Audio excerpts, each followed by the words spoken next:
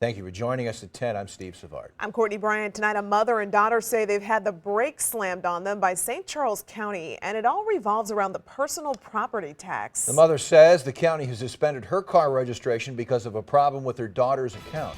Only News 4's Ashley Lincoln is investigating tonight.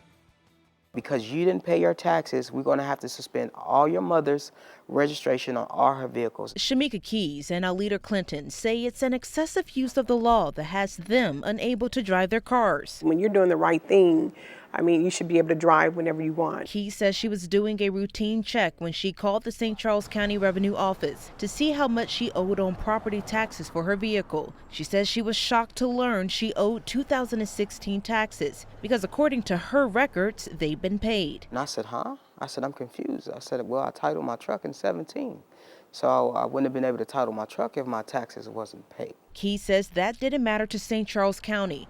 As a result of the unpaid 2016 taxes in their records, Keys says St. Charles didn't just suspend her vehicle, but they suspended a car she co-owns with her mother and 2 cars that are independently in her mother's name. It's wrong for me to have to pay the price for something they said that she did not pay, which she did pay. Alita Clinton says based off these documents, all of her property taxes are paid and are up to date. I reached out to Michelle McBride, who is over the St. Charles County Revenue Office. Because Clinton's name is on the title of the co-owned vehicle, Revenue Office employees say that left her open to getting that registration suspended, along with her independent vehicles. Anything that you own in your name is suspended until delinquent taxes are paid. Even though I paid all of my taxes?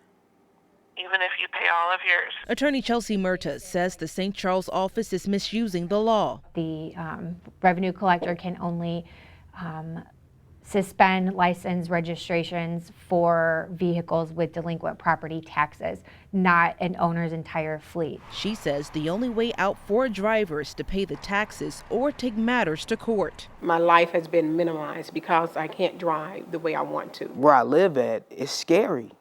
Honestly, they can pull behind me thinking I'm some young black person and do anything, and because they have the right to because my plates are wrong. And the women will have to take this case to the circuit court to try to appeal this suspension. Now, we did also reach out to the state's Office of Revenue to look into this situation. We're waiting to hear back. Reporting live in downtown, Ashley Lincoln, News 4. News 4 has reached out to St. Charles County Executive Steve Ellman on this matter. His office tells News 4 that Michelle McBride is statutorily responsible for that office.